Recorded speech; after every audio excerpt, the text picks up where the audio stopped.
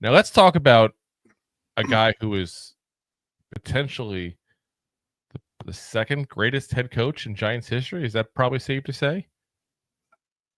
Mr. Tom Coughlin, who got snubbed again by the Hall of Fame. How is it this man is not in the Hall of Fame off just the 2 Super Bowl wins alone? I'm sorry. You get 2 Super Bowl wins, get the hell over to Canton. That's ridiculous. There's not many coaches that have Super Bowl wins. There's not many. There's way fewer that have 2. Exactly. And then look what he did in Jacksonville. I mean, honestly, Jacksonville goes in the second year, guys, and gets to the AFC title game.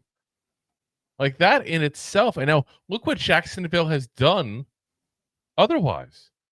I mean, this franchise basically since he's left there has had like 1 or 2 good years. And oh yeah, by the way, he was the VP of football operations those 1 or 2 years. And that's it. Like this team has been utter crap basically for I believe they're celebrating the 30th anniversary this year. So 30 years. A poop. Yeah. Like that's absolutely insanity, guys. And it's it was new ownership that came in and fired him from Jacksonville, and luckily, we got the chance to go ahead and I'm sorry, new ownership that actually brought him back to Jacksonville. Got the chance to see him as an executive because he was very good at the job, I thought. And I'm actually kind of curious. We talked about potential guys to come in like Belichick as an executive. Maybe Coughlin. Let's be honest. That'd be fantastic. Like he, look what he does for this organization already. Yeah, I mean he's technically a consultant for the Raiders right now because he's helping out Antonio Pierce, which first off just shows you a lot of who he is. Character.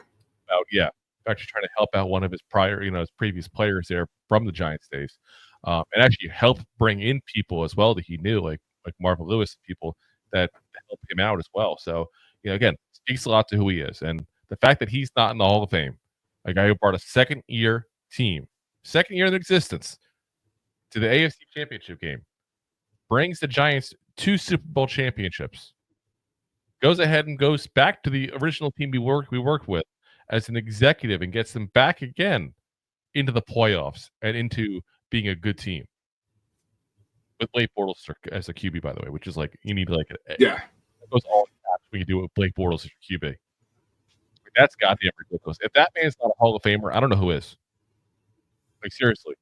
The only coach, by the way, who got even in to the final round, which they got, one more round to go to determine who gets in. The only one who got in as the head coach is Mike Holmgren. I'm sorry. Mike Holmgren is not as good a coach as Tom Coughlin. Really? Yeah. I mean, now they both had success at 2 different places. Don't get me wrong. I'm not trying to poop on Mike Holmgren. He had a Super Bowl, obviously, with Green Bay. He obviously had, good times as a head coach for the Packers overall as well. 161 wins versus 111 losses for his career. Not exactly a bum there. By the way, 170 and 150 is Coughlin's career for a comparison there. So a lot more losses. I'm going to give you that point blank. But he's got one ring. I was like, 2 as an assistant he had, but 1 as a head coach Mike Holmgren had. And when you look at the wins losses too, like it's also not fair. Like you take over an organization like the Jaguars, you take the Giants in bad times. Like, of course, when you rebuild, no one, is going to think you're going to have a positive years. And like, there's a couple years towards the end as Giants, like it wasn't good, but there's also a lot of different reasons for that as well. Like where he was, sell 500. Yeah. And no one out there in modern Giants fans out there would say Eli was a bad quarterback or it was a bad team where we're sub 500. Like we're just barely losing, if you will, compared to nowadays. Yeah. Well, I mean, to me, Coughlin is the classic example of why Parcells, what Parcells said when he was in New England. you know, if you're going to want me to cook the dinner, you might as well let me shop for the groceries. Yeah. That's what he said. If I can't remember, might be a little bit off 1 or 2 words here, but that's basically the gist of what he said. And yeah, like I said, it's definitely a move, you know, that makes sense when you look at this kind of stuff, because let's be honest, the Giants did not put a lot of talent around Eli or Tom Coughlin towards the end of their tenures with the Giants there. No. So it was like OBJ and out. As far as I'm concerned, point blank, he should be in the Hall of Fame and should have already been in the Hall of Fame. This is not his first year. So shame on you, Canton, for not seeing the talent in Tom Coughlin. Point blank. Shame on you. And we're about to talk about another Giant in a minute that all should be in the Hall of Fame, by the way, in Carl Banks. There's a couple of Giants that can go in there, by the way, and say that about. So, and we have a lot of Giants in the Hall. Like we have more people, obviously, the most, because we've been around for 100 years, and we've had, you know, pretty good runs in our franchise. We've had pretty bad ones too, like this one, but some pretty good runs. But yeah, something about Canton. There's a few people that just for some reason they just do not like him, and Tom Coughlin seems to be one of those people. So.